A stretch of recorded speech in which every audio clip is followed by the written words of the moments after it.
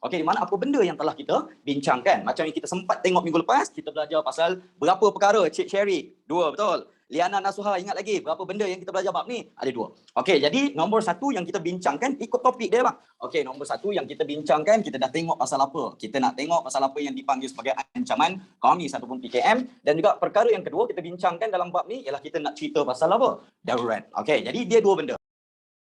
1 PKM, 1 darurat. Senang je. So the whole topic about these 2 particular items. Okey, dan juga seterusnya. Bila kita dah tengok yang ni, maka kita tengok pasal apa? Nombor 1 dekat dalam bab ni, kita tengok pasal apa yang kita panggil sebagai kemasukan pengaruh komunis. Okey, di mana bila kita bincangkan kemasukan pengaruh komunis ni, apa benda yang kita tengok?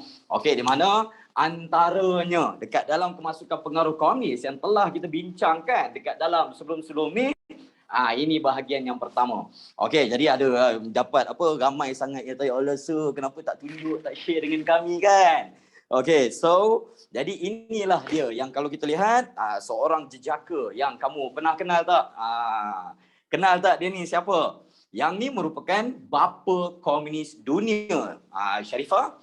Okey, ini bapa komunis dunia yang telah ditulis apa? Yang telah tulis Karl Marx, yang tulis The Communist Manifesto dan juga Das Kapital. Saya ulang sekali lagi. Okey, suruh dia share.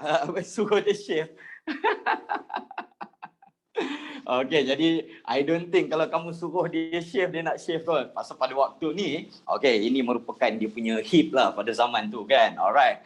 Jadi ini merupakan Karl Marx, The Communist Manifesto dan juga Das Kapital.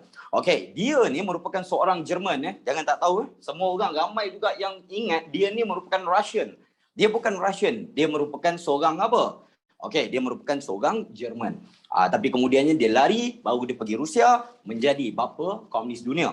Okey, lepas tu kemudiannya kita tengok pasal apa? Okey, kita turut dan juga kita bincangkan ada berapa parti yang masuk ke negara kita ni.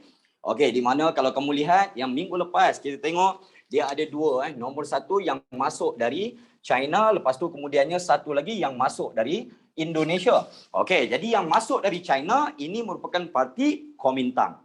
Okey, jadi ada pula yang tanya dengan saya, "Sir, okey, KMT ataupun Kuomintang ni wujud lagi ke?" Ya, parti yang memerintah siapa? Okey, parti yang memerintah Taiwan sampai ke hari ini. Jadi dia sangat-sangat berpengaruh dekat Taiwan. Okey, yang akan berlakunya perang saudara lah kita tengok. Yang ni merupakan KMT. Okey, lepas tu kemudiannya kita lihat pula yang satu lagi merupakan CCP ataupun ni Chinese Communist Party ataupun kita panggil sebagai apa? Kita panggil sebagai Parti Komunis China. Okey, jadi yang dari China kita belajar ada 2. Nombor 1 kita ada KMT dan juga kemudiannya nombor 2 kita ada PKC ataupun Parti Komunis China. Okey, jadi apa maksud logo? Simple sahaja, jom kita tengok Kenapa logo komunis dia mesti ada 2 benda ni? Dia sangat-sangat penting tau. Sebab komunisme dia punya yang macam yang Karl Marx dia perjuangkan, kamu kena faham yang dia perjuangkan 2 golongan. Sebab itulah dia ada sickle and hammer. Sickle ni maksudnya sabit. Okey, sabit ni mewakili golongan apa? Petani. Dia cakap petani ni backbone ataupun orang-orang golongan utama dalam sesebuah negara. Lepas tu kemudiannya yang kita tengok pula yang tukul ni dia merujuk pada buruh. Jadi dia orang ni mewakili, komunisme ni dia mewakili 2. Sebab tu dipanggil sebagai sosialis. Dia cakap kiranya dalam fahaman komunis 2 golongan ni yang paling-paling penting. Maksudnya orang kebanyakan. Golongan petani dan juga golongan buruh. Jadi yang ni merupakan parti yang kedua datang dari China. Okey, Cik Nazrul ingat lagi kita belajar minggu lepas benda ni Okey, lepas tu kemudiannya bila kita tengok pula dari Indonesia. Last week kita dah turut belajar di mana dekat Indonesia kita ada apa pula? Okey, dekat Indonesia dia ada satu parti yang dipanggil sebagai PKI. PKI kita panggil sebagai Partai Komunis Indonesia. Di mana Partai Komunis Indonesia ni yang kita lihat dia masuk dan juga dia cuba nak menyebarkan fahaman dia dalam kalangan orang-orang Melayu terutamanya. Kalau kita tengok yang tadi dia fokus kepada kaum Cina, yang ni dia lebih fokus kepada orang-orang Melayu. Jadi Cik Nazrul, ingat tak last week kita tengok yang PKI ni dia fokus kepada negeri-negeri mana Cik Nazrul? Boleh tak share dengan kami? Okey, Cik Nazrul ingat lagi tak negeri-negeri yang mana? Alamak, dia dah sebut lah pula nama aku kan. Okey, negeri utara, senang je. Okey, Kedah, Penang, Perak Utara. Alright, senang je. PKI, Partai Komunis Indonesia. Okey, dapat ya. PKI, Partai Komunis Indonesia. Okey, next, seterusnya. Jadi bila kita dah tengok tu, okey, jadi ingat dia ada beberapa cara, 2 cara. Lepas tu kemudiannya bukan petai Cik Syakir, partai. PARTA, petai pula perginya. Partai itu parti lah. Okey, negeri utara, Kedah, Penang, Perak Utara. Dia fokus kat 3 buah negeri itu untuk sebarkan dalam kalangan orang-orang Melayu terutamanya lah. Okey, dapat ya. Okey, lepas tu kemudiannya bila kita dah tengok yang tu, kita tengok yang mereka ni sebenarnya dia tak setuju. Di mana satu sama yang lain kalau kita lihat, okey, contohnya kan, kita lihat jadi kalau kamu tengok yang ni Parti Kuomintang dan juga CCP ataupun Parti Komunis Cina ni dia tak bersetuju satu sama yang lain. Itu yang kita lihat menyebabkan berlakunya satu benda lain. Di mana kita lihat pada waktu tu Kuomintang. Okey, semua orang ingat lagi Kuomintang. Ini merupakan Kuomintang, Pertubuhan Komunis Antarabangsa. Jadi Kuomintang disebabkan dia tengok yang dua tadi tu bergaduh, dia cakap apa? Kuomintang bagi arahan. Okey, KMT dan juga Parti Komunis Cina, kamu kena wujudkan parti yang baru. Jadi pertubuhan yang baru. Jadi itu ini yang pertubuhan antarabangsa dia. Menyebabkan parti yang baru tu pun ditubuhkan. Yes. Yang inilah yang kita panggil sebagai PKM ataupun Parti Komunis Malaya. Nampak PKM dia punya logo dia ada berapa bintang? 3 bintang. Sebab apa? Melayu, Cina, India. Dia nak gabungkan. Okey, dia nak tunjukkan yang tiga-tiga kaum tu bergabung. Untuk dia punya propaganda. Okey, macam China punya bendera. Yes. Okey, dapat Okey, jadi itu yang kita dah belajar. Dan juga kemudiannya PKM. Okey, ini bukan bendera Cina ke? No. Cuba tengok bendera Cina lain. Okey, jadi itu yang kemudiannya kenapa bendera dia merah. Okey, merah dia buat apa? Okey, merah dia melambangkan keberanian dan juga pengorbanan darah. Faham ya? Keberanian dan juga pengorbanan. Maksudnya mereka ni kena buat sesuatu, kena sanggup korbankan diri. Okey, dapat dan juga banyak orang. Cik Zafran betul jugalah. Okey, next. So, jadi itulah seberintas yang kita dah bincangkan minggu lepas. Okey, di mana China ada 2, lepas tu Indonesia kita ada PKI. Okey, dan juga yang tiga-tiga ni, kalau kita lihat yang dua-dua ni akan bergabung, akan bentuk yang kita tengok tadi, yang kita panggil sebagai PKM. Lepas tu Indonesia pula yang PKI ni kemasukan dia tak berjaya sangat. Jadi dia tak berjaya. Okey, komunis tak ada dalam sistem demokrasi, of course. Okey, komunisme tu sendiri ialah sejenis pemerintahan. Jadi demokrasi dan juga komunisme tu pemerintahan. Jadi kamu tak boleh cakap, kita jumpalah sebuah negara komunis demokrasi. Tak ada. Dia tak boleh. Kalau komunis, kalau demokrasi, Dia tak boleh bercampur dua tu sebab dia bertentangan. Dapat ya? Okey, Cik Muhammad Zaim Irfan, dapat ya? Okey, boleh faham apa yang kita dah bincangkan setakat ni? Okey, jadi itu yang menyebabkan kita lihat minggu lepas, okey, yang PKM yang saya dah tunjukkan tadi ni, okey, di mana mereka ni cuba buat apa Jadi kita kena lihat yang kemudiannya PKM ni kita kena tahu yang bahagian seterusnya penubuhan PKM kan. Jadi bila PKM ditubuhkan, kita kena tahu dan juga kita kena faham apa benda yang terjadi kan. Okey, jadi dia ditubuhkan tahun 1930. Okey, dan kemudiannya apa benda yang kita kena tahu antara Perang Dunia yang Kedua. Perang Dunia Kedua ni, jadi PKM ni dia telah tubuhkan pasukan dia yang dipanggil sebagai MPA, JA, Malayan People's Anti-Japanese Army, dan juga siapa yang bagi bantuan kewangan, siapa yang bagi latihan, siapa bagi senjata kepada mereka ni, British. Jadi macam yang saya dah tunjukkan last week, okey, maksudnya mereka ni siap dapat pengiktirafan daripada British lagi. Sebab apa? Sebab tolong dia. Sebab tolong siapa? Sebab tolong British lawan Jepun. Okey, dapat dan seterusnya bila dah menyerah kalah. Okey, jadi kita tengok pula minggu lepas pun kita dah bincangkan selepas Perang Dunia yang Kedua, maka berlakulah apa yang dipanggil sebagai kekosongan politik. Okey, jadi bila berlakunya kekosongan politik, itu yang PKM, mereka ni keluar daripada siapa? Keluar daripada hutan dan mula mengganas, dia balas dendam kepada sesiapa yang pernah bagi bantuan dan juga bekerjasama dengan pihak Jepun. Dia buat huru-hara, dia jatuhkan hukuman sesuka hati dia. Jadi itulah yang kita kena tahu. PKM dengan MPAJA ni sama ke? Ya, sama. PKM adalah MPAJA, MPAJA adalah PKM. Faham ya? Jadi dia orang sama je. Okey, jadi macam Cik Ain Nawarah dia cakap kan, okey, bunuh orang Melayu, benda tu sebenarnya kebetulan. Dia bukan bunuh orang Melayu sahaja. Tetapi kebetulan banyak yang bekerjasama dengan Jepun ni orang Melayu. Contohnya penghulu banyak Melayu, pegawai daerah banyak Melayu, pegawai-pegawai yang bekerja dekat ofis-ofis yang tolong Jepun banyak Melayu, menyebabkan itu yang Jepun balas dendam ya. Okey, next. Lepas tu kemudiannya bila berlaku kekosongan politik, itu yang mereka ni cuba mengganas, dan bila dah habis dia perang, itu yang mereka cuba masuk pula ke dalam kesatuan-kesatuan yang kita panggil sebagai kesatuan sekerja. Okey, di mana kesatuan sekerja ni lah yang kita lihat bila dia masuk, okey, dia masuk dan juga dicuba mempengaruhi apa? PMFTU. Ingat lagi? Pan Malayan Federal Trade Union. Lepas tu kemudiannya dia masuk pula ke mana? Dia masuk pula ke pertubuhan macam PKMM.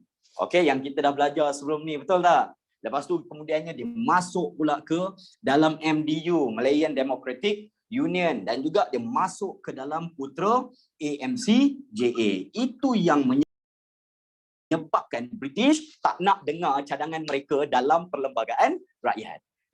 Cik Hazira dah faham dah sekarang ni. Kan bab sebelum ni kita belajar kenapa British tak nak sangat-sangat cadangan perlembagaan rakyat kan? Ini alasan British. Sebab dia cakap, oh mereka ni dipengaruhi oleh siapa? Komunis. Itu sebab dia tak nak, dia hanya nak berbincang dengan apa? Jawatan kuasa kerja. Saya pasti ada yang bab 5 hari tu dia tak faham.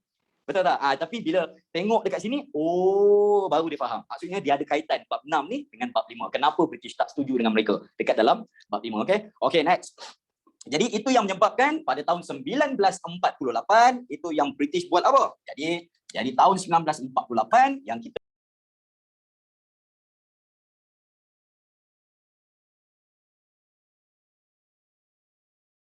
bendera ni, mereka ni PKM telah diharamkan oleh pihak British. Okey, jadi bila PKM diharamkan secara rasminya kamu tak boleh. Ya, putera yang Melayu radikal ya. Jadi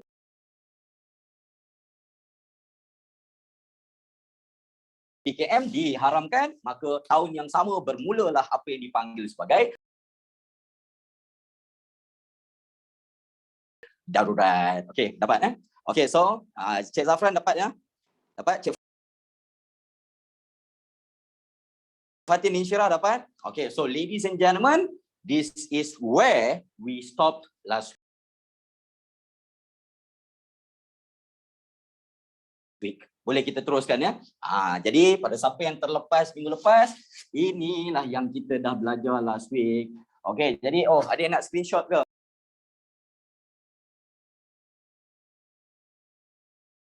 Okay, silakan. Siapa yang nak screenshot, silakan. 5, 4, 3, 2, 1.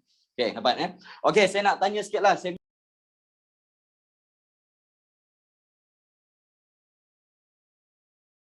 punya setup baru ni, angle dia PKM diharamkan, lepas tu jadi darurat. Yes. Okay. So, saya nak tanya angle.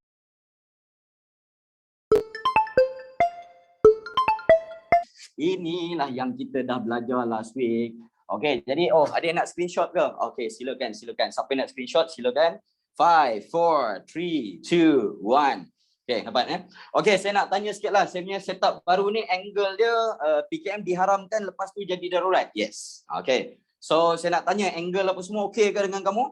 Okay, jadi jangan risau. Nanti kemudiannya, nanti kelas next week, dia akan ada more surprises. Tunggu.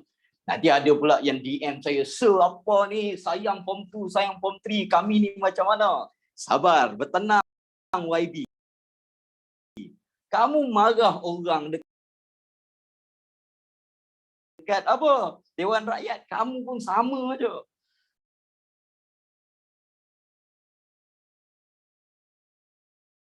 suka marah-marah. Okey, kamu tunggu, silakan. Okey, so ladies and gentlemen, kita akan ada sedikit lagi perubahan.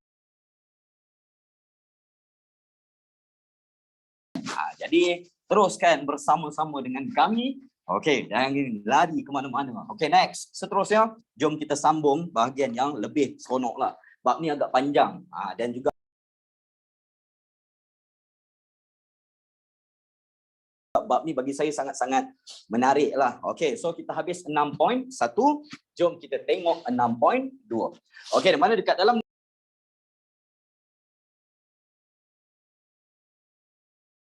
6.2, apa benda yang kita nak bincangkan, kita nak tengok pasal apa? Kita nak bincangkan pasal ancaman komunis di negara kita. Jadi bila kita sebut, inilah kiranya dekat negara kita kan. Inilah dia punya essence. Okey, faham ya?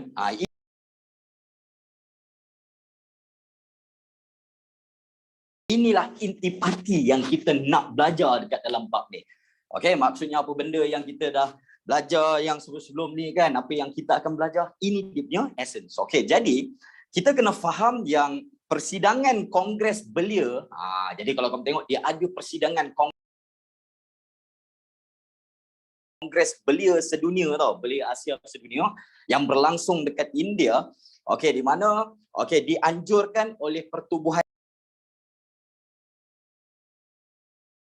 Komunis India pada tahun 1948.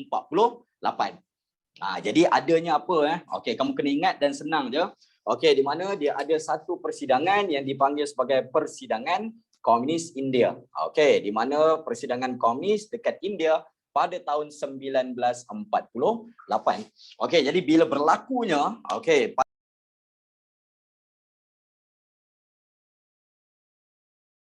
pada tahun 1948 ni, maka PKM dihantar pergi ke Kongres tu. Okey, saya nak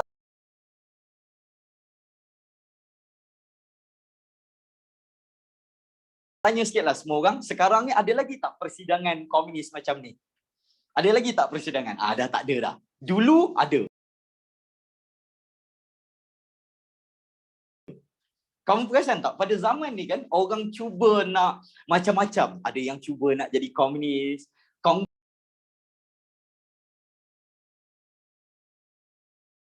ni persidangan. Kamu bayangkan yang, kan setiap tahun UMNO kan ada buat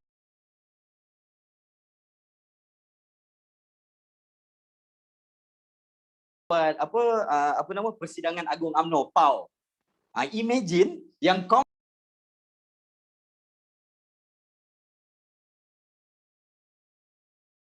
pun waktu tu dia ada persidangan agung dia. Setiap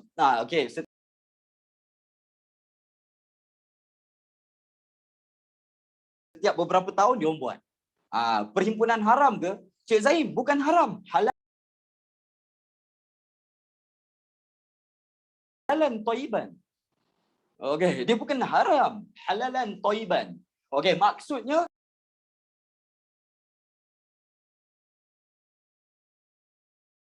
dia ni pasal kamu kena faham yang parti komunis ni dia tak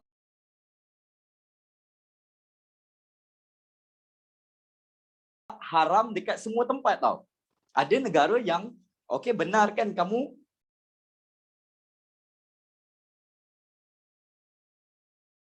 wujudkan parti komunis. Faham ya? Ada negara, tak silap saya Britain, negara Britain sampai sekarang, kalau saya silap betulkan saya, tak silap saya negara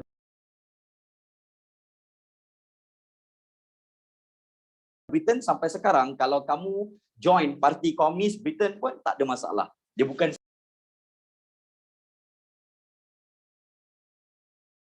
satu isu.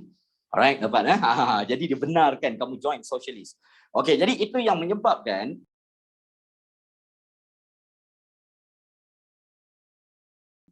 demokrasi British, demokrasi British lah, tapi dia benarkan juga kamu ada parti komunis. Itu yang menyebabkan dia orang ni bersetuju nak buat apa? Mereka nak kena menentang kuasa-kuasa imperialis. Jadi bila dia orang dah berbincang lah kan, jadi semua orang yang ada dan juga masuk dalam persidangan ni mereka bersetuju nak menentang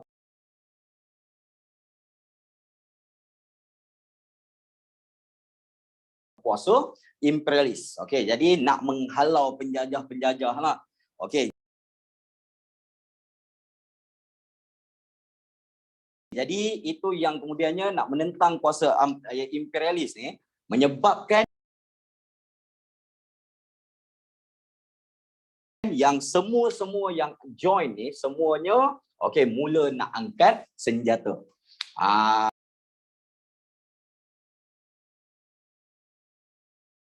Jadi imperialis ni penjajah. Okey. So, ada yang tanya nota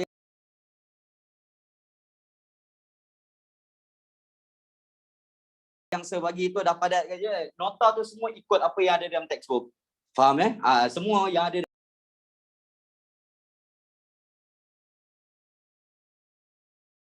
dalam textbook semua ada situ. Okey, jadi itu yang kita tengok menentang kuasa imperialis di Asia ni pasal apa?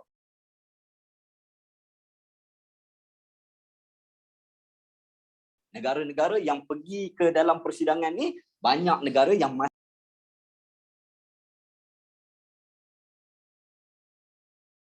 masih kena jajah. Jadi banyak yang masih kena jajah lagi. Itu yang menyebabkan PKM pun ambil keputusan. Okey, di mana kita lihat selepas tu jadi PKM dia buat keputusan, dia buat apa? Dia angkat ataupun lancarkan apa yang dipanggil sebagai pemberontakan bersenjata. Jadi dia orang pun angkatlah pemberontakan bersenjata. Tujuan dia untuk menghalau keluar penjajah-penjajah ni. Dalam kes kita ni halau siapa? British. Okey, jadi itu yang bila dia nak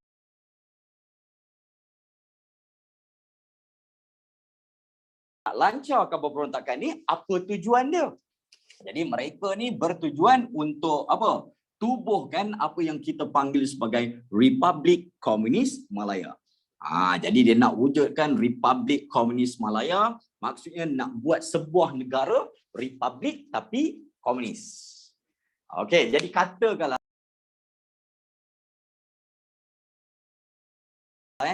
Cik Zaim. Okey, Cik Zaim.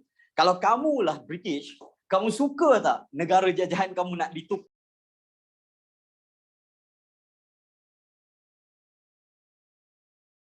kepada negara komunis? Kamu suka ke tak suka, Zaim? Mestilah kamu tak suka republik. Okey, Cik Izzati, republik sistem pemerintahan tanpa raja.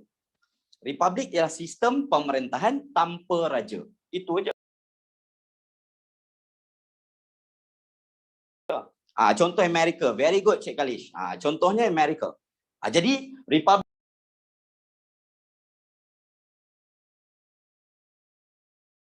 Komunis Malaya dia nak jadikan kita ni sebuah negara tak ada raja dan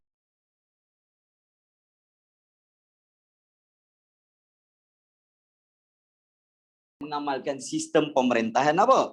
Komunis. Itu je yang kamu kena fahamkan. Jadi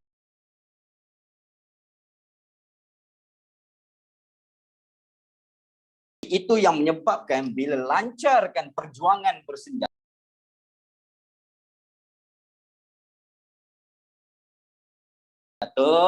itu yang kita lihat apa yang terjadi. Okey, itu yang menyebabkan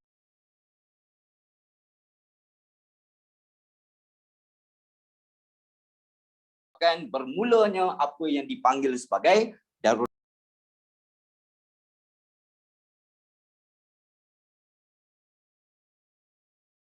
Okey, di mana kita lihat okey apabila Sir Edward Gen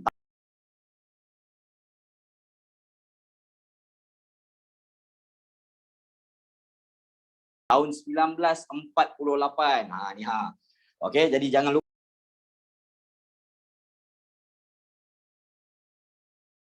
lupa inilah hero British ni. Okey, di mana Sir Edward Gen dia telah mengisytiharkan darurat pada 6 hari bulan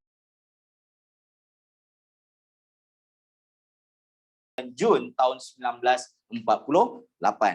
Bila komunis melancarkan apa? PKM mula melancarkan serangan bersenjata. Okey, muka handsome kan? Zaman dulu memang semua orang rambut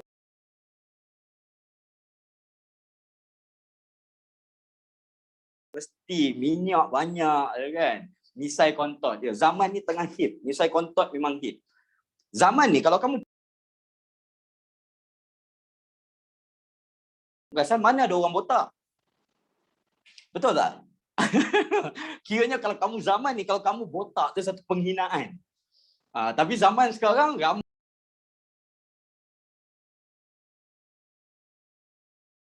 je orang yang botak kan, dia tak diisu kan.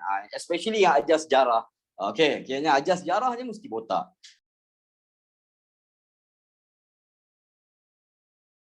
Okey, so agak-agak Puan Rosa tak macam tu lah kan. Okey, next seterusnya. Okey, dia ni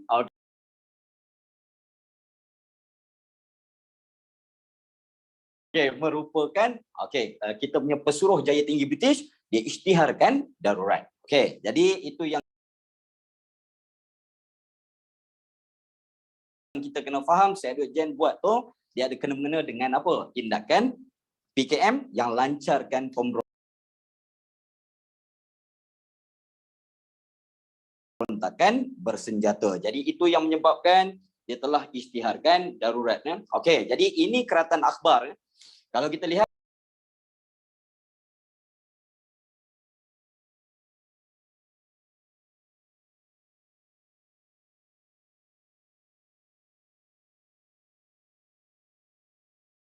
ini keratan akhbar alleged communist seize Malaya by revolution. Jadi ini plan dia. Maksudnya yang kita belajar tadi, yang ni kan, yang mereka ni nak lancarkan pemberontakan bersenjata untuk tubuhkan Republik Komunis Malaya, inilah dia. Bila darurat diumumkan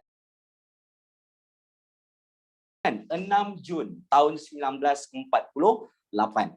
Okey, kenapa tak ketua menteri isytiharkan darurat? Waktu tu tak ada ketua menteri. Kita tak ada ketua menteri sebab kita masih bawah British. Jadi kalau bawah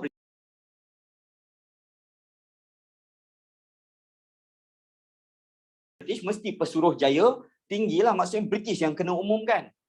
Faham ya? Okey. Jadi itu yang kita kena tahu ya. Okey, pada 16 Jun tahun 1948 ya.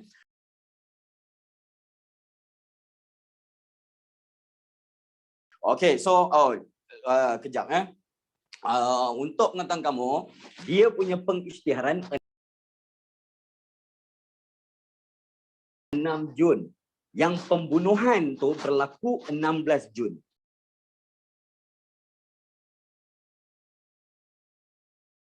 Faham ya?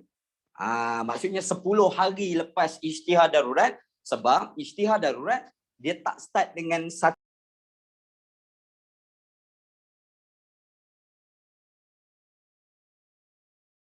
negara. Faham ya? Edward Jenner dia tak isytihar satu negara. Dia start dengan sikit ikut tempat. Macam kita lah sekarang ni PKP kan. Jadi ada KL, Selangor start PKP, lepas tu satu negara start PKP. Itu dia lebih kurang. Lepas tu kemudiannya bila kita nak longgar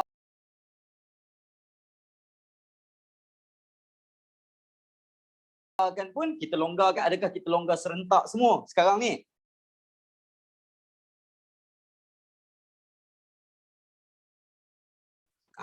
Dengar cerita orang Perlis, orang Labuan, betul tak? Semua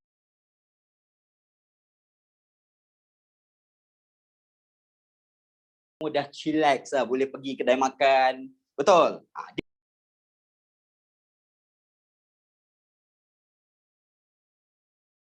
Dia macam tu lah juga. Faham ya? Jadi bila mula darurat pun dia tak serentak, lepas tu kemudian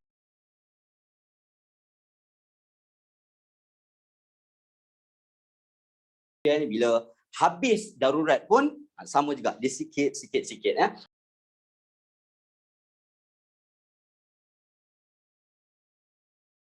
Okey, jadi pembunuhan tu siapa yang terlibat? Okey, jadi kalau kamu lihat pembunuhan tu yang terlibat ni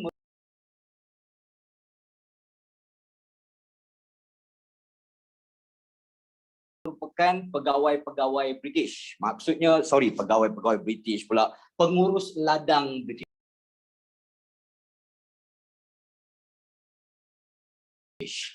Okey, sir, bukan PKM dah diharamkan ke?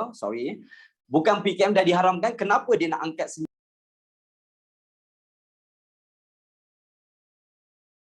senjata lagi?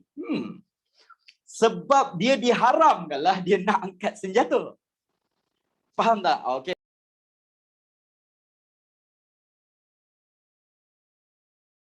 Jadi sebab dia diharamkanlah dia lagi marah. Jadi nak lawan balik. Faham ya? Jadi itu yang dia nak lawan, itu yang dia, British haramkan kami ya. Memberontaklah. Tapi British dah ada plan dah nak buat benda ni sebelum tu lagi. Okey, dapat Jadi dia bunuh 3 orang.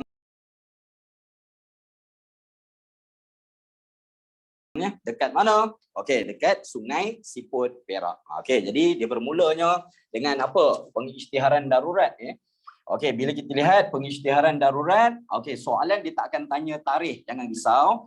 Okey, kamu kena tahu apa? Bila berlaku, selepas apa? Selepas pembunuhan selepas pembunuhan 3 pengurus ladang. Jadi 3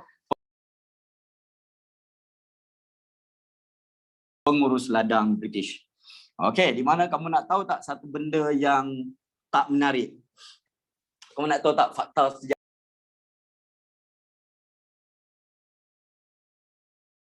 sejarah yang sangat tak menarik?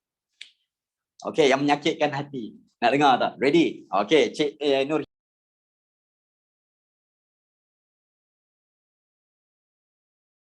Hidayah, ready? Okey, sebelum 16 Jun tahun 1948, ramai rakyat Malaya dah kena tembak mati dengan komis. Dah ramai dah yang kena tembak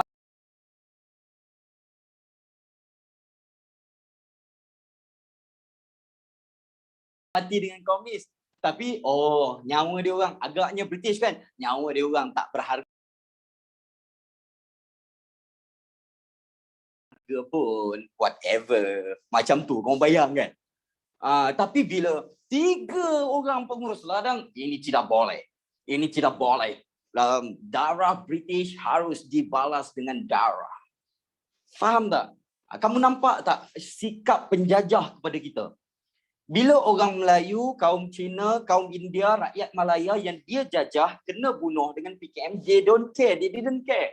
Tapi bila 3 orang dia mati, dia terus isytiharkan apa? Darurat.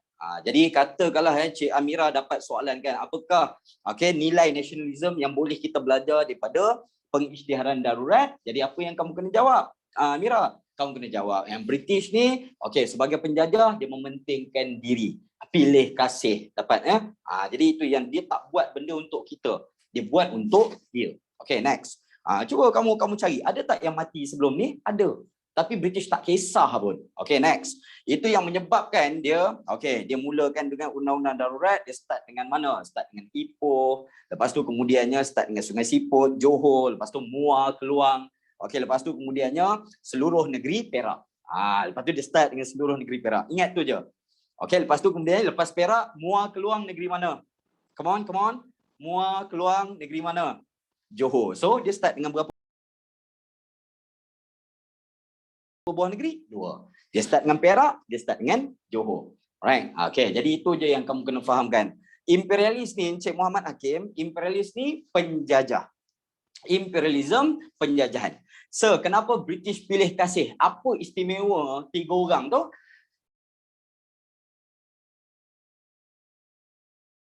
Okey, so simple. Sebab mereka ni orang kulit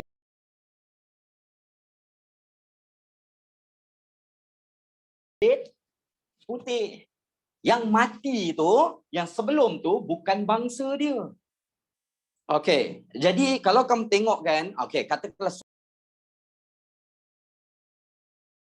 soalan tanya kan, apakah kaitan dengan sekarang ni? Benda macam ni berlaku lagi tak hari ni? Come on, berlaku lagi tak hari ni? Ya.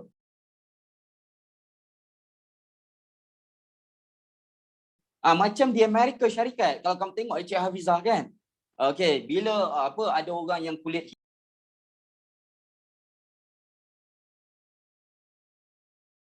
hitam, Hispanic, lepas tu Asian, tapi American mati.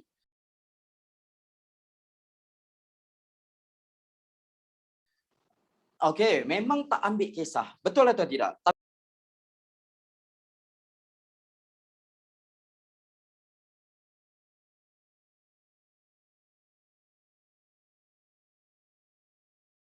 bila yang kulit putih mati, dia akan jadi satu isu yang sangat besar. Kamu cuba baca dan kaitkan, tengok kan. Betul ke tak betul? Yes, discrimination. Okey, masih berlaku. Okey, sebab dia orang kulit putih. Itu dia yang kemudiannya apa pula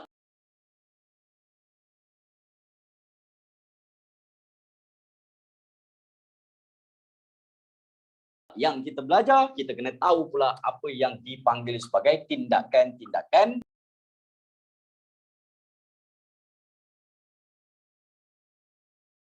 komis. Okey, so kita kena faham soalan exam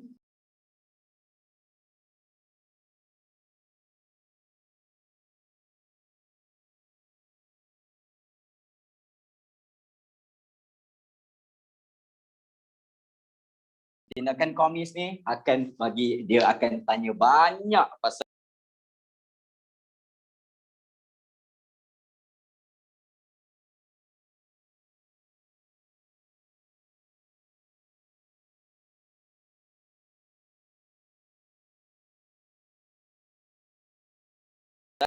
tindakan komis ni. Okey, so benda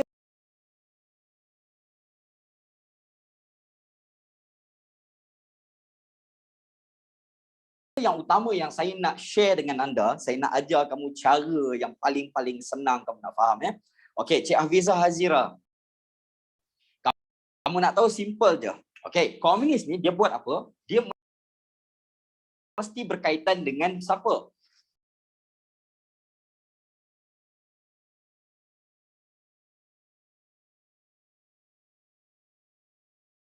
Okey, Cik Hafizah Hazira, komunis ni dia nak halau siapa?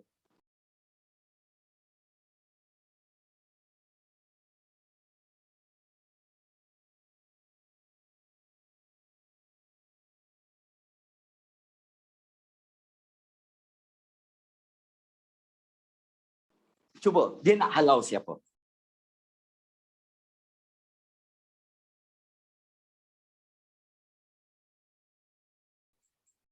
Cakap ya, saya boleh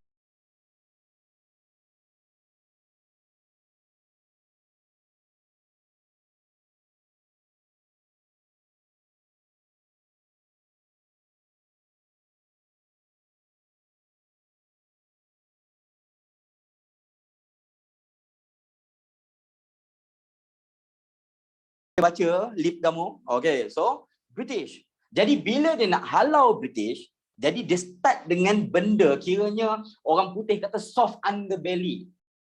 Soft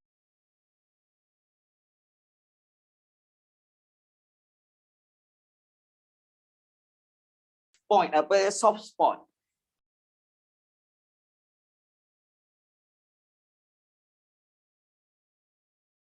Apa soft spot British?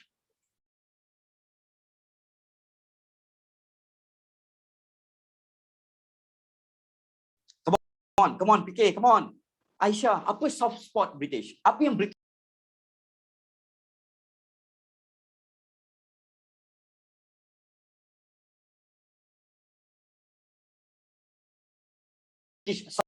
sayang sangat pasal negara kita ni? Very good, economy. Jadi apa yang komunis buat?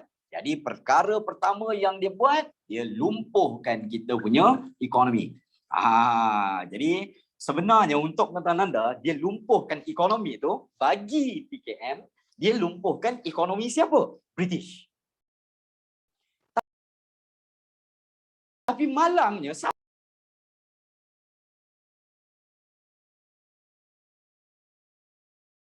yang bekerja dalam ekonomi British ni?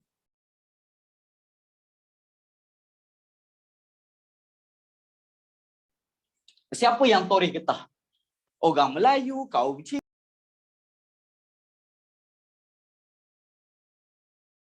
kaum India. Siapa yang lombong biji timah? Kaum Melayu, kaum Cina,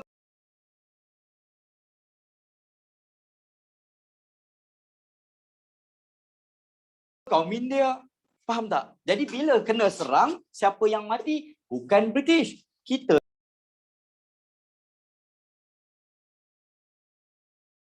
yang mati. Jadi dia lumpuhkan ekonomi. Jadi antaranya, kalau kamu lihat kan, apa benda? Ya, kita yang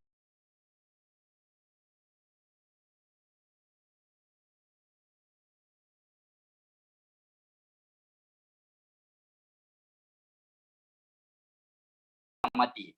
Jadi ini antara tindakan yang PKM telah buat. Okey, ini yang kita tengok, dia derail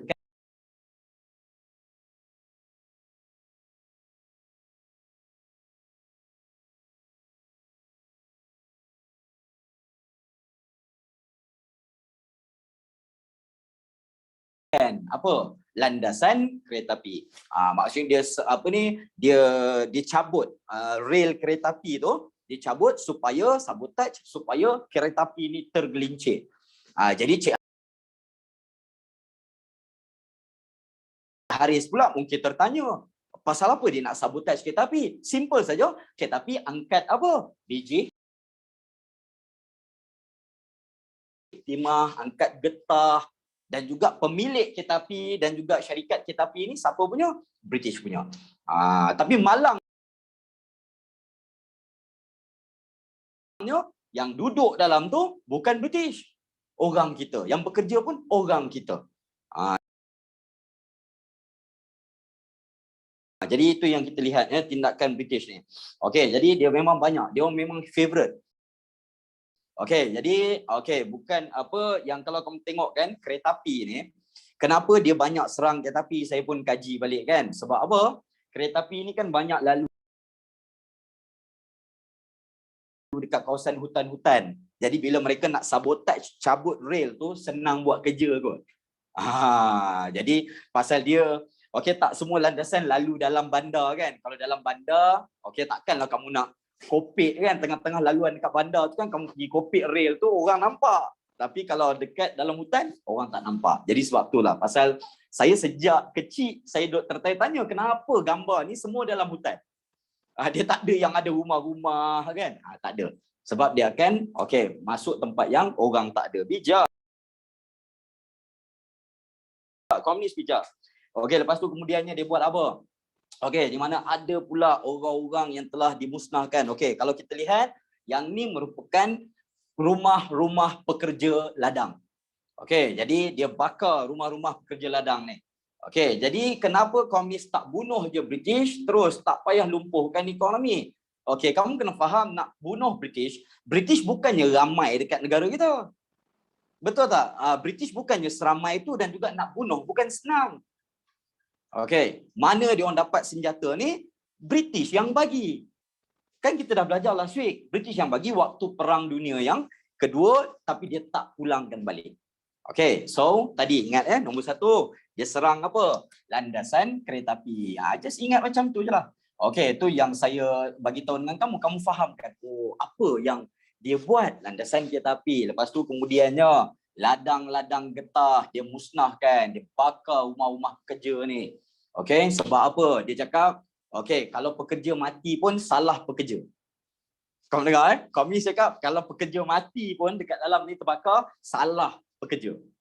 Pasal apa? Sebab apa kamu kerja dengan British?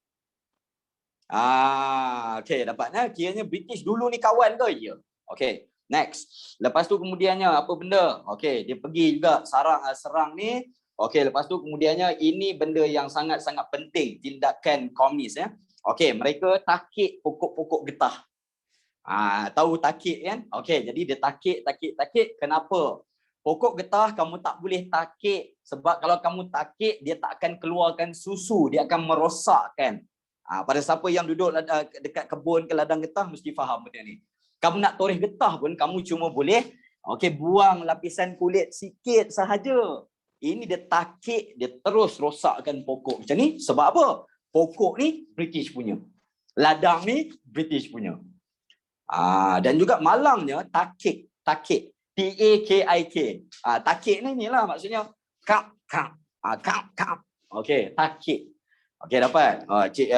Mizek nanti marah kalau kamu tak tahu kan. Marah benar kan. Yes, dia rosakkan. Okey. Jadi itu yang ladang getah, dia bakar, lepas tu dia rosakkan pokok kan. Okey, lepas tu kemudiannya dia turut rosakkan apa yang kita panggil sebagai infrastruktur. Tak macam rugi ke tindakan mereka ni. Okey, jadi dia nak merugikan British. They don't care. Dia nak merugikan British. Jadi apa lagi yang dia orang buat? Dia musnahkan pula apa yang kita panggil sebagai infrastruktur. Dia musnahkan infrastruktur. Sebab apa? British. Okay, kenapa kerajaan British tak bantu British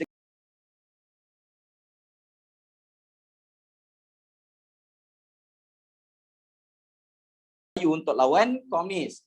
Kenapa kerajaan British tak bantu British? Bantu. Itu yang kita akan tengok, yang dihantar tentera-tentera, okey, dan komando-komando untuk tolong. Okey, selain daripada tu. Okey, jadi dia ancam juga keselamatan rakyat. Okey, dia ancam keselamatan rakyat. Jadi kalau kamu tengok, saya sebenarnya ada gambar-gambar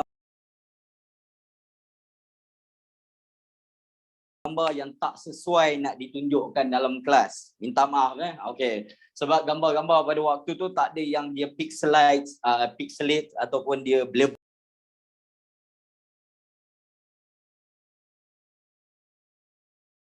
kan. Jadi tak sesuai untuk kita dalam kelas, tapi okey, dia ancam rakyat, dia buat apa? Dia tangkap, dia seksa, dia bunuh.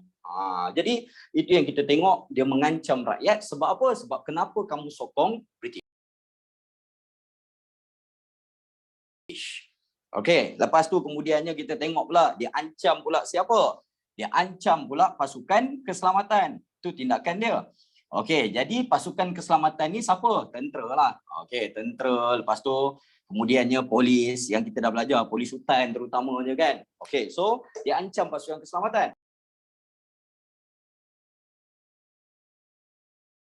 Okay, so komunis ni bukan ke nak selamatkan kita. Okay, Cik Ashira, very good point. Okay, very good point. Komunis ni bukan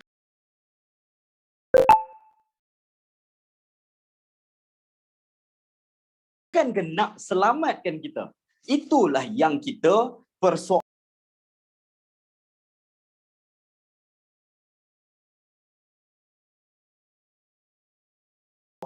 Dia cakap dia nak selamat.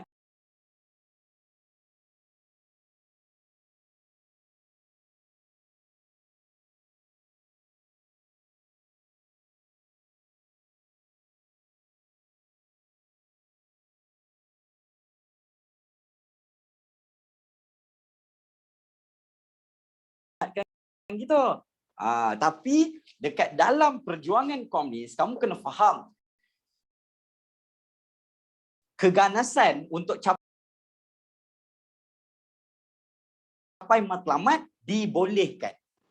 Yang penting matlamat. Yes, janji dia kalahkan British. Apa jadi pun tak apa.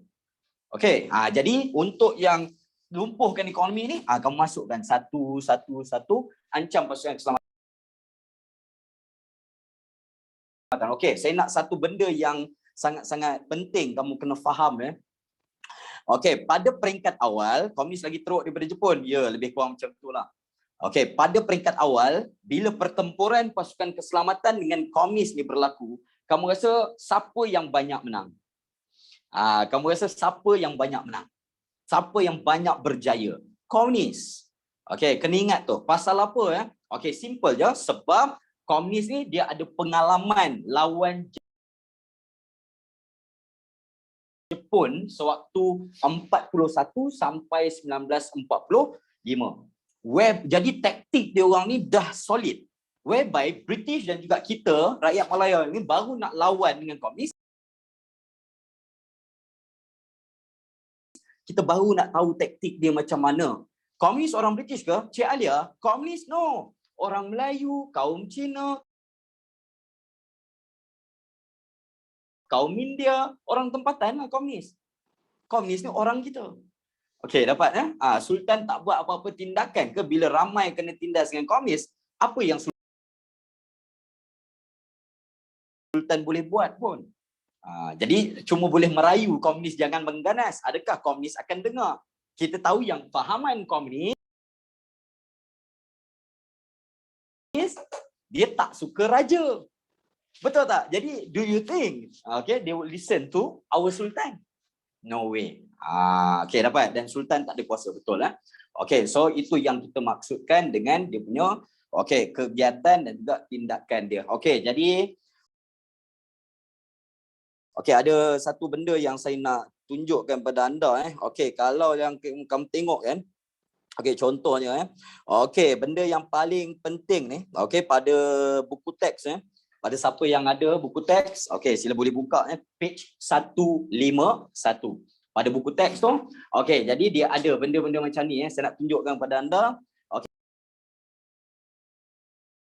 Yang ni ada dalam textbook. Saya nak ingatkan anda benda yang macam ni untuk pengetahuan anda pada page 151 ni. Adakah kamu kena hafal setiap satu perkara yang berlaku ni? Tak perlu. Tak perlu pun. Jadi dia cuma bagi tahu je apa yang berlaku 17 Jun 1948, komunis serang balai polis. Dia tak perlu kamu nak kena hafal satu soalan exam dia tak akan tanya macam tu Fatin Insyirah. Dia takkan jadi ringkasan dia apa yang penting kamu kena tahu kan? Apa tindakan dia ni? Dia serang. Itu je. Jadi kamu jangan risau. Exam dia tak akan tanya satu-satu. Kalau yang mungkin keluar pun macam mana tau? Mungkin akan keluar dia letakkan macam mana tau? Dia letakkan Gua Musang Kelantan, lepas tu kemudiannya Kajang Selangor, lepas tu dia letakkan kotak dekat tu soalan objektif. Apakah sebab komunis melaksanakan tindakan di atas? Dia paling kuat macam tu je. Kalau buktikan peristiwa, kalau buktikan peristiwa kamu ambil lah poin yang penting-penting. Yang kamu senang ingat, apa yang popular? Serangan apa yang popular? Yang ni serangan yang antara yang paling popular. Betul tak? So ni Muar Johor. Mereka ni menyerang balai polis Bukit Kepong. Jadi ingatlah Bukit Kepong. Faham tak? Jadi nak bagi contoh Bukit Kepong. Alright? Jadi itu yang penting jadi ingat benda-benda macam ni dia takkan tanya detail setiap satu. Ada pula yang tanya kertas 2 macam mana Kertas 2 pun dia takkan minta kamu huraikan setiap satu serangan tu. No. Tarikh pun tidak akan ditanya. Confirm. Untuk SPM dapat? Jangan lupa benda tu. Jadi sekadar baca dan juga tengok je. Ada yang tanya tadi, kenapa Johor banyak? Banyak keganasan ni berlaku dekat Johor, berlaku dekat Perak kan? Simple je. Di mana kalau kita lihat dekat Johor ni sebabnya dia negeri yang luas, lepas tu kemudiannya dia punya hutan dia banyak. Jadi komunis ni dia jenis duduk dalam hutan. Jadi bila dia nak serang baru dia keluar. Lepas tu dia bakar, tembak, takik pokok, lepas tu dia buat apa? Lari balik. Jadi dia lancarkan perang secara apa? Gerila. Sebab itulah dia duduk dekat Johor, dia duduk dekat Perak. Kelantan ada. Tapi kalau kamu tengok, Kelantan tak banyak. Sebab apa? Penduduk Melayu ramai dekat sana. Jadi dia tak dapat sokongan. Cik Liana tanya gerila. Gerila ni merupakan satu taktik perang yang serang hendap kecil-kecilan. Maksudnya kamu serang, lepas tu kamu bakar, kamu letupkan, lepas tu lari. Boleh faham Yang lain ambush, very good. Kalau yang peperangan lain kita panggil konvensional. Konvensional ni berdepan. Contohnya Cik Fatin Insyirah, dia satu hari nanti dia akan terlibat dalam satu pasukan gerila. Kamu pasukan gerila, katakanlah kita nak lawan satu lagi pasukan tentera Indonesia. Gerila Fatin lawan tentera Indonesia. Kamu boleh tak perang secara berdepan? Kamu ramai-ramai, satu platoon kamu berdiri, Lepas tu kemudiannya kamu perang dengan tentera Indonesia. Kamu akan garanti kalah. Jadi apa yang kamu buat? Kamu pergi menyuruh, kamu pergi dia punya camp-camp tentera, kamu bom camp tentera. Lepas tu, lepas bom, kamu lari. Itu perang gerila. Dapat ya? Yang kelakarnya, ini satu poin yang sangat-sangat menarik ya. Yang kelakarnya, siapa yang ajar PKM serang secara gerila? Siapa yang ajar PKM buat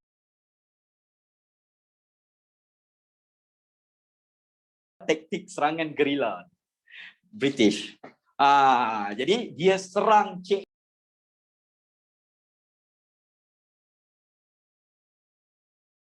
dia balik. Dan dia lagi bagus daripada cikgu dia. Itu yang menariknya. Okey, kalau kamu tengok. Okey, ya, dia lawan dan juga dia. Okey, terus patah balik kepada yang lumpuhkan ekonomi. Ya, dia sangat-sangat bijak sebenarnya. Okey, jadi itulah yang kita tengok. Okey, dekat dalam 6.2 Serberingkas. Okey, siapa yang nak screenshot silakan. Nak screenshot. Alright, so sila dapatkan 5, 4, 3, 2, 1. Ada lagi ke orang bijak British sekarang ni? Okey, so ramai. Ada orang tanya, ada lagi ke orang bijak British sekarang ni? Okey, apa tujuan komunis datang tanah Melayu? Okey, jangan sebut nama.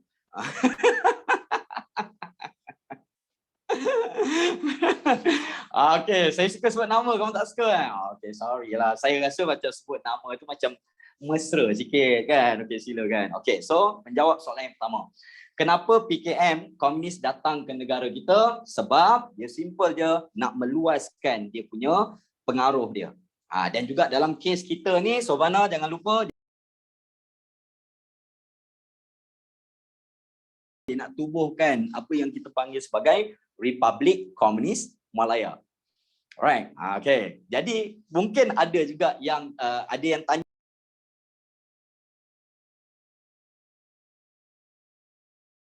tadi kan, ada lagi ke orang bijak British sekarang ni? Ada, ada. Setiap negara ada orang yang bijak. Tapi macam British,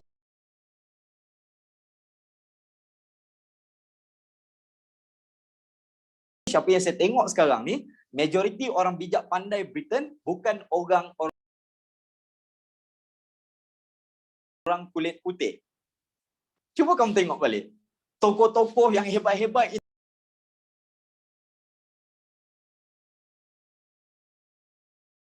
intelektual British bukannya orang kulit putih tau. Pakistanis,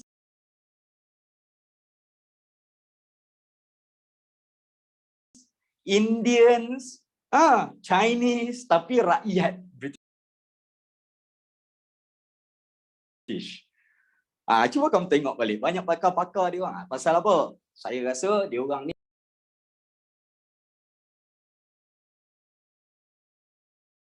sebuah negara yang suka apa? Pluralism lah. Okey, dia ajak semua orang masuk ke negara dia untuk bangunkan. Okey, next. Seterusnya, okey, kita dah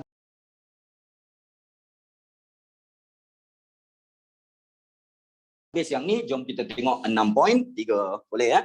Okey, dah padam ya? Okey, so seterusnya, bila kita tengok ni, simple je. Kamu kena tahu pasal dia punya pengisytiharan darurat. Lepas tu kamu kena tahu apa tindakan yang telah diambil oleh pihak komunis. Okey, faham ya? Ini kita belajar tindakan komunis. Jadi bila kita dah belajar tindakan komunis, kita counter attack macam mana Sobana?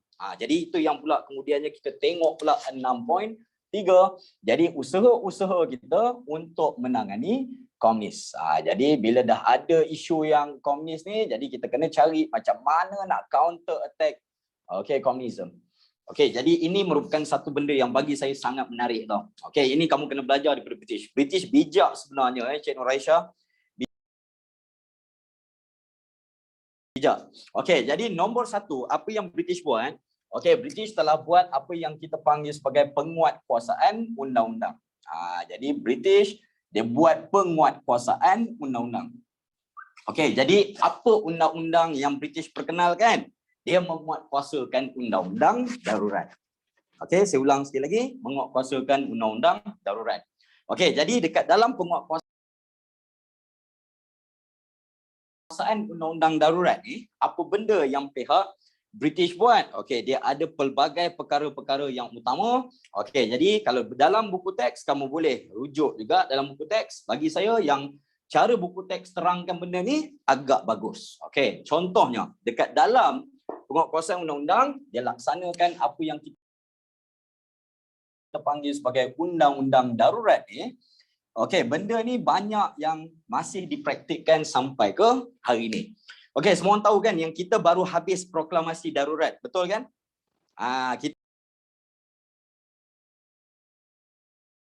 Kita kan baru je, okey, habis tamat proklamasi darurat. Kamu ingat tak yang 26 hari bulan itu yang kita punya menteri undang-undang yang jadi kontroversi dekat Dewan Rakyat. Semua orang tahu kan benda tu kan? Okey, kamu faham apa maksud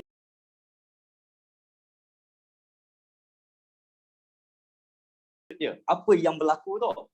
Okey. Darurat proklamasi, maksudnya declaration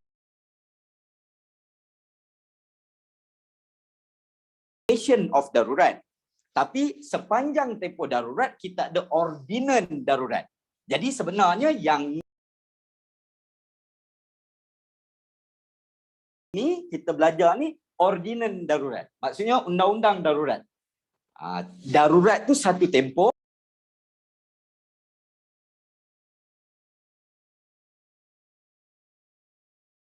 Dia ada pula special undang-undang dalam dia. Okey, boleh faham jadi antara benda yang kerajaan kita buat, okey, pada waktu tu under British, dia boleh tahan sesiapa sahaja yang disyaki. Jadi okey, boleh tahan sesiapa sahaja yang disyaki tanpa bicara.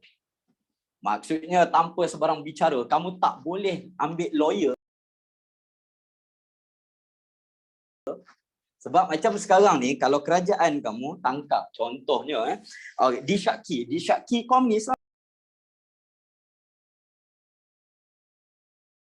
Okey, tahan sesiapa sahaja yang disyaki terlibat sebagai komunis ataupun disyaki komunis. Boleh tangkap.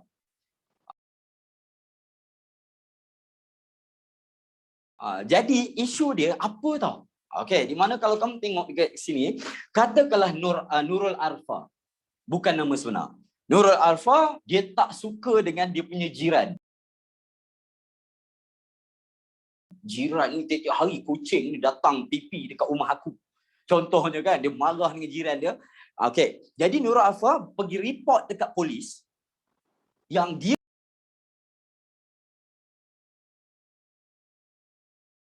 punya jiran ni, polis, saya syak, jiran saya ni merupakan komunis. Jadi, apa yang terjadi? Polis boleh tangkap jiran Arfa tadi tu, penjara kan tanpa bicara. Dia ada pula kekurangan dia. Ya, macam tu sahaja di bawah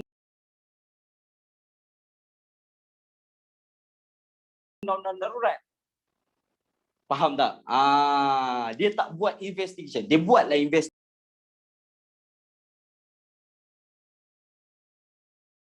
Tapi kalau dia syak je, dia tangkap dulu. Faham tak? Maksudnya, tangkap penjara dulu, investigate later. Jadi, yes.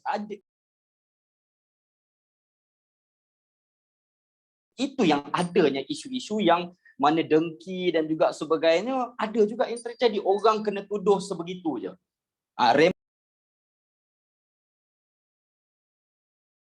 Reman, Cik Wan Hanis, dia bukan sekadar reman. Okey, macam sekarang ni, kalau reman, mahkamah yang tentukan, betul tak? Boleh reman 2 hari, ada seorang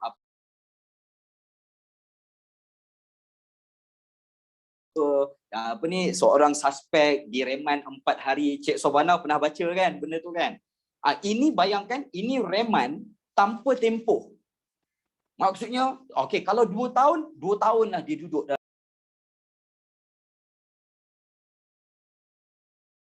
tahanan. Tapi tak ada tuduhan.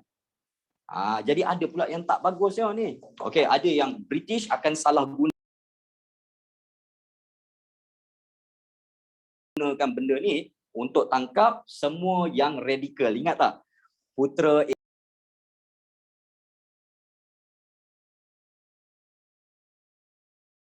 AMCJA tu, dia gunakan peluang ni untuk tangkap mereka. Okay, next. Seterusnya. Lepas tu kemudiannya yang kedua. Okay, jadi dia kenakan pula hukuman berat. Okay, di mana mereka kenakan pula hukuman berat kepada sesiapa yang disyaki membantu komunis. Jadi kenakan hukuman yang berat. Maksudnya kamu bagi maklumat ke, kamu bagi makanan ke. Okey, lepas tu kemudiannya yang ketiga. Okey, mengetatkan senjata. Okey, jadi ketatkan undang-undang senjata api. Alright, ketatkan undang-undang yang melibatkan senjata api. Okey, dan kalau kamu perasan benda ni masih lagi dipraktikkan sampai ke hari ni. Okey, kejap cikgu, kita sokong komunis ke British? Okey. So dalam kes yang ni, okey, kamu rasa kita sokong komunis ke kita sokong British?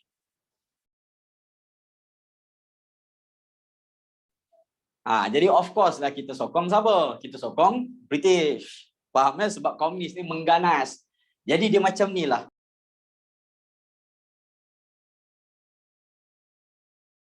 Dua-dua jahat, kamu kena pilih the lesser evil. Yang kurang sikit jahat. Jadi terpaksa lah. Betul tak Sobana? Apa pilihan yang kita ada? Cik Hanis,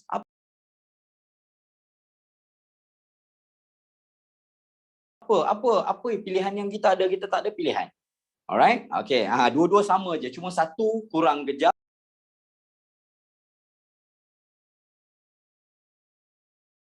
satu lebih kejam. Okay, next. Lepas tu kemudiannya yang keempat. Okay, yang ni controversial juga.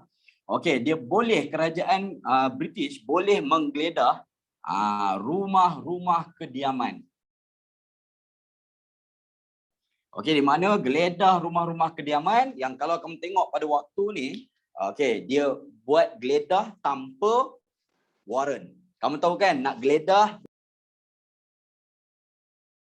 rumah ni, raid, tahu raid? Maksudnya polis tiba-tiba ketuk pintu rumah rumah Nur Aisyah, tak. Dia pun bangunlah, ya cik, okey, kami nak masuk, nak geledah. Geledah ni untuk cek lah, kod-kod kamu tiba-tiba ada bawa benda-benda yang melibatkan komunis ke, faham tak? Okey, jadi sekejap ya.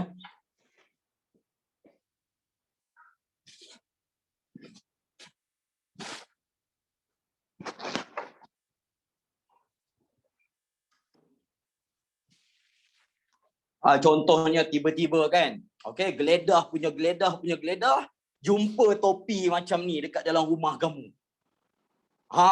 Jadi bila jumpa, alamak kan, rupanya si botak ni komunis. Faham? Itulah sebabnya dia geledah. Sebab nak dapatkan apa? Nak dapatkan bukti yang kamu ni terlibat dengan siapa? Komunis. Okey, faham ya? Okey, dapat. Okey, ini bukan bintang 3. Okey, yang ni bukan Jepun. Yang ni merupakan komunis Vietnam. Ini Vietnam punya official komunis punya cat. Okey, dapat ya? Jadi kalau katakanlah dia geledah, tiba-tiba terjumpa benda macam ni, ini jadi bukti, kamu akan ditangkap juga. Dapat ya? Mana dapat? Beli kat Vietnam lah. Okey. Dapat jadi kalau dekat sana, yalah, pasal dia bukan negara komunis. Shopee tak ada jual, Cik Fatira. Kamu cuba cari. Shopee tak ada jual. Okey, saya join komis. Okey, tak join komis. Okey, next. Seterusnya, kamu nak bagi tahu British? Bagi tahulah. Okey, next. Lepas tu kemudiannya apa yang kerajaan kita buat? Ya, kita wujudkan kawasan-kawasan yang dipanggil sebagai kawasan-kawasan kampung baru. Alright. Jadi kampung baru ni untuk pengetahuan anda, terutama yang duduk dekat KL, kamu jangan confuse. Kampung baru yang aku pergi makan nasi lemak tu ke? No, yang ni biasanya kampung-kampung baru yang kita panggil sebagai kampung baru Cina, Cik Zarif. Okey. Saya pasti Cik Zarif dekat mana kamu duduk kampung baru, Cik Faridah Hanum? Kamu no. Kamu kampung baru mana? Okey, Cik Zarif BTHO. Ada tak kawan-kawan kita dekat sini yang duduk Sungai Buloh? Anyone from Sungai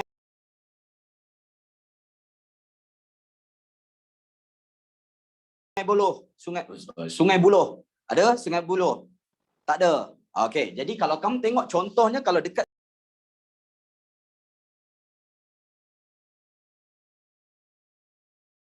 Sungai Buloh dia ada kampung baru Sungai Buloh. Jadi kampung baru Sungai Buloh ni kalau kamu masuk dia macam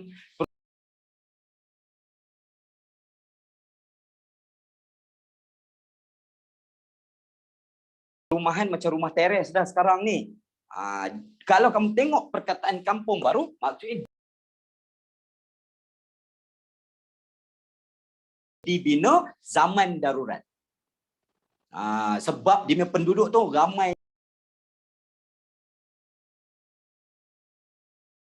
kaum Cina, dia tak nak kaum Cina ni bagi bantuan ataupun diugut oleh komunis. Jadi apa yang British buat? Dia halau orang ni daripada kampung, masukkan ke kampung baru ni, dia pagar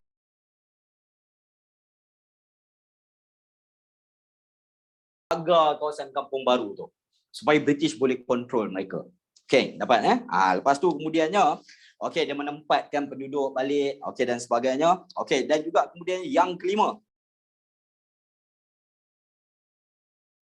Jadi apa lagi yang British buat nombor satu dia haramkan apa? PKM lah. Yang ni tak kisah. Dia haramkan PKM, betul. Tetapi malang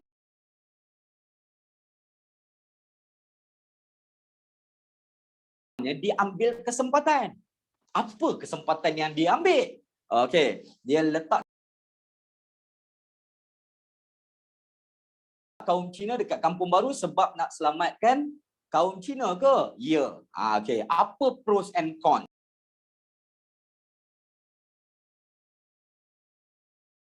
Dia pros dia mengelakkan kaum Cina ni dia mengelakkan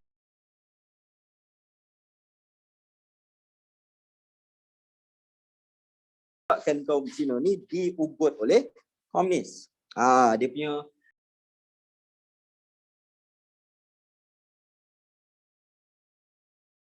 pros dia. Tapi masalahnya cons dia apa? Di mana dekat dalam dia punya cons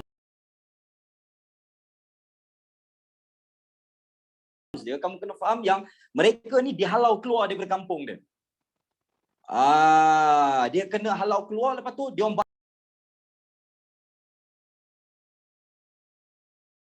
bakar rumah dia apa semua. Nak elakkan komunis. British tak kisah ya, dia tak kisah, dia nak selamatkan dia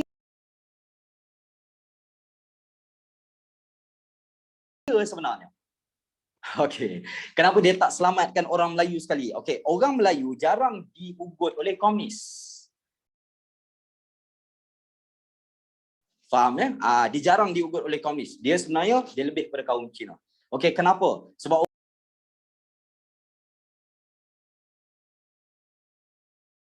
orang Melayu tak sokong komunis sebab agama. Dia lebih kepada agama agama Islam kan. Next, seterusnya. Jadi antaranya dia haramkan juga apa? Dia haramkan awas, dia haramkan peta. Lepas tu kemudiannya dia haramkan perab. dia haramkan pula Hizbul Muslimin. Okay, so ladies and gentlemen, kita ada tak belajar pasal ni sebelum ni? Ada tak kita belajar nama-nama pertubuhan ni? Ada. Mereka ni adakah komunis? Cik Alia Maisara, adakah mereka ni komunis yang kita belajar dalam bab 5? No. Cuma mereka ni Melayu yang radikal. Jadi British ambil kesempatan bila laksana undang-undang darurat, dia tangkap semua sekali. Sebab apa? Bangkang British.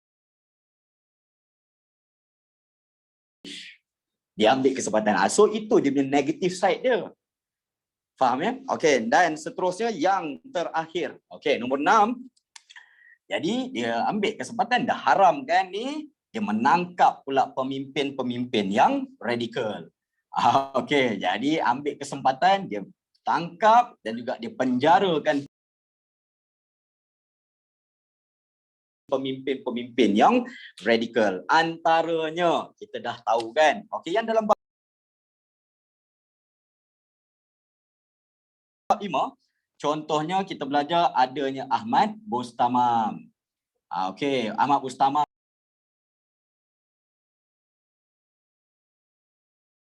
ni, okey, PKMN. Dia tangkap. Lepas tu penjara kan. Radikal. Cik Nur Ali, radikal ni maksudnya ekstrim.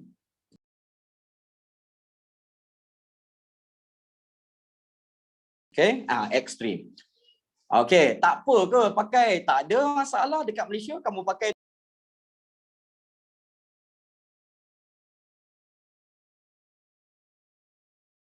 topi komunis, tak salah. Itu bukan satu kesalahan. Lainlah tiba-tiba saya duduk dekat dalam ni,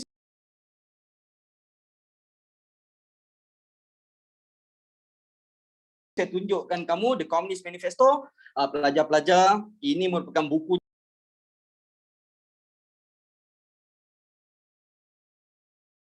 terbaik untuk kita ikuti cara dan ajaran dia. Itu salah.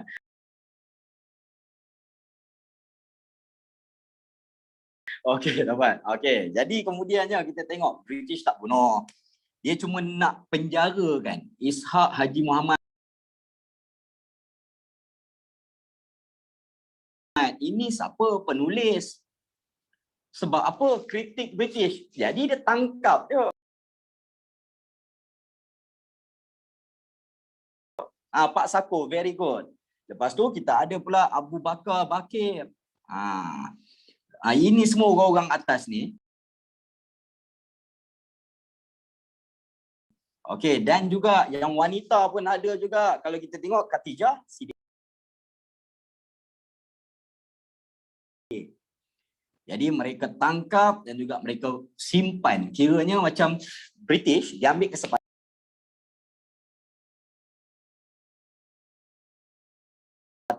Mereka ni merupakan golongan yang radikal kan. Dia simpan dalam penjara.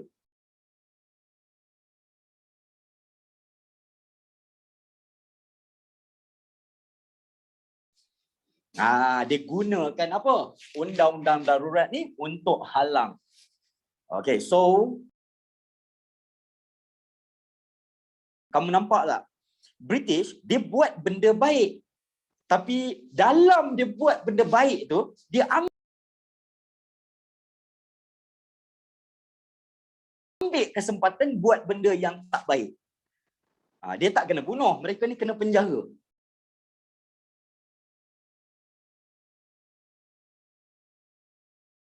Tapi kena penjara tanpa tuduhan. Okey, dapat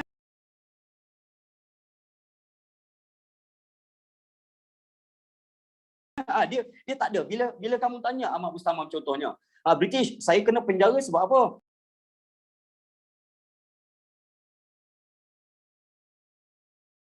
Undang-undang darurat. Boleh tak bagi tahu pertuduhan apa undang-undang darurat?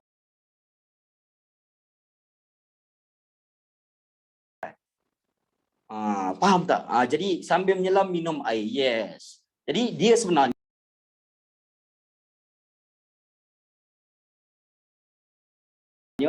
dia laksanakan undang-undang darurat disebabkan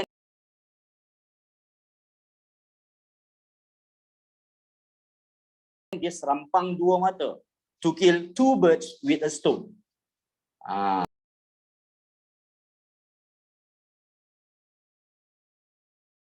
Jadi itu yang kita kena, yes, dia ambil kesempatan. Alamak, kita ada masalah lepas Perang Dunia Kedua.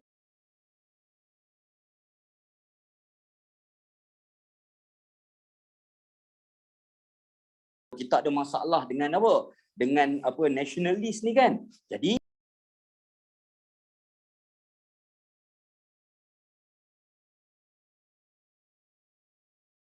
kita nak hapuskan PKM. Kita tangkap dia orang ni sekali.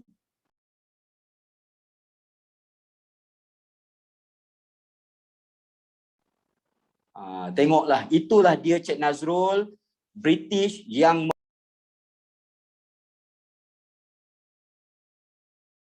memerintah kita selama lebih daripada 150 tahun. Baik ke jahat? British ni.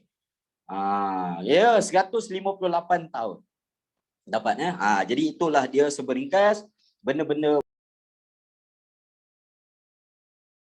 utama yang kita kena faham dan juga yang kita kena tahu untuk bahagian inilah. Okay, so kita hari ni kita stop dekat 6 point. 3. Okay, dalam usaha-usaha menangani komunis ni, kita tengok dulu yang bahagian pertama. Okay, di mana kita tengok pasal penguatkuasaan undang-undang. Next week kita akan sambung lagi yang lain lah. Sukan Tokyo British yang buat ke? No, I don't think so. Okay, dapat. Next week exam. Alright, so all the best. Okay, boleh faham Okay, terima kasih banyak-banyak atas masa dan perhatian anda. So, have a nice weekend ahead, Cik Nazrul. Okay, pada yang exam, wish you the best. Okay, anything, okay, boleh tanya soalan pada saya dekat group. Okay, dan seterusnya, Assalamualaikum, salam sejahtera. Nak screenshot. 5. Screenshot kena ada ni lah pasal komunis kan. 5, 4, 3, 2, 1. Assalamualaikum, salam sejahtera. Take care. Bye-bye.